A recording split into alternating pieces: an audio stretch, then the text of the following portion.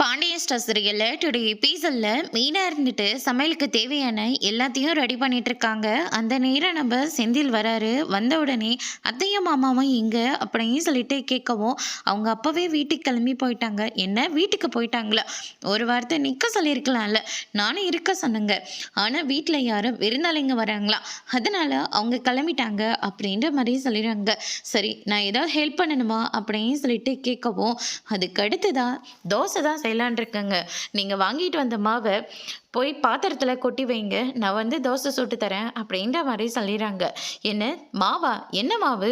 ஆமாம், இல்லை நீ என்ன மாவு வாங்கிட்டு வான்னு மெசேஜ் பண்ணலை, நான் தான் மறந்துட்டேன். சாரி மீனா, இப்போவே நான் போய் வாங்கிட்டு வந்துடுறேன் அப்படின்னு சொல்லிட்டு செந்தில் போய் வாங்கிட்டு வந்து கொடுக்குறாங்க. கூடவே சேர்ந்து பால் பாக்கெட்டும் வாங்கின்னு வராரு. அதுக்கு அடுத்து தான் வந்து பார்த்தீங்கன்னா, தோசை நல்லாவே வரவே இல்லை. என்ன தப்புன்னே தெரியலங்க. பரவாயில்ல, இந்த தோசை நல்லா தான் இருக்குது. இதையும் அந்த வீட்டில் இருந்திருந்தா மீன் குழம்பும் சோறும் அத்தை தந்திருப்பாங்க. ரொம்பவே நல்லா இருந்திருக்கும். சூப்பராக சாப்பிட்டு இருந்துக்கலாம் அப்படின்னு சொல்லிட்டு மீனா வந்து சொல்லிக்கிட்டு இருக்காங்க. இந்த தோசைக்கு என்ன நல்லா இருக்கே அப்படின்னு சொல்லிட்டு அதையே சாப்பிட்றாரு வேற வழி இல்லாமல். அதுக்கு அடுத்ததான் வந்து பார்த்தீங்கன்னா, சுகன்யாவும் நம்ம குமார்வேலும் வந்து கணக்கு பார்த்துட்டு இருக்காங்க. எங்கேயோ 2000 ரூபாய் இடிக்குது. ஐயோ சித்தி, இந்த கணக்கை நம்ம எழுதாம விட்டோங்க பாருங்க அப்படின்னு சொல்லிட்டு, ஆமாண்டா எங்கே இடிக்குதேன்னு பார்த்தேன், கரெக்டாக கணக்கு வந்துருச்சு அப்படின்ற மாதிரி சொல்கிறாங்க. காந்திமதி ஒரு பக்கம் கோமதி சொன்னது எல்லாத்தையும் யோசிச்சு பார்க்குறாங்க. என் வாயால் இடிக்குமே, இதுக்கு மேலே உன்னை நான் அம்மான்னு சொல்லி கூப்பிடவே மாட்டேன். இனிமே நான் செத்தாலே சரி, இந்த குடும்பத்தோட நான் சேரவே மாட்டேன் அப்படின்னு சொல்லிட்டு கோமதி பேசினதெல்லாம் நினச்சி பார்த்து ரொம்பவே வருத்தப்படுறாங்க. சக்திவேல் வந்து, என்னம்மா வியாபாரம்லாம் நல்லபடியாக போயிட்டுருக்கா? நேற்றை விட இன்னைக்கு சூப்பராகவே போயிருக்கு அப்படின்ற மாதிரி சொல்லிடுறாங்க. கேட்கவே ரொம்ப சந்தோஷமாக இருக்குமா அப்படின்னு சொல்லிட்டு நம்ம சக்திவேலும் ஒரு பக்கம் சொல்லிக்கிட்டு இருக்காங்க. அந்த பாண்டியனோட கடையை ஒன்றும் இல்லாமல் ஆக்கி அவனை நெட்டு தெருவில் வந்து நிப்பாட்டுறதாம என்னோட ஒரே குறிக்கோள் அப்படின்ற மாதிரி சொல்லிக்கிட்டு இருக்காங்க.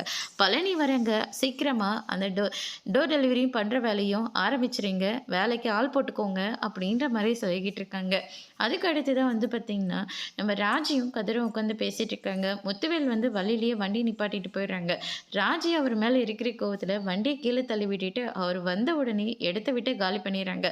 கரெக்டாக நம்ம கதிர் வந்து மாட்டிக்கிறாரு. எதுவாக இருந்தாலும் நேரடியாக வந்து மோதணும் அப்படின்னு சொல்லிட்டு சண்டை போட்டுட்டு அங்கேருந்து கிளம்புறாங்க. சரவணன் வந்து பார்க்குறாரு. என்னடா 2 பேரும் ஓடி கண்ணாமூச்சி விளையாடுறீங்களா? நான் வந்து டிஸ்டர்ப் பண்ணிட்டேன்.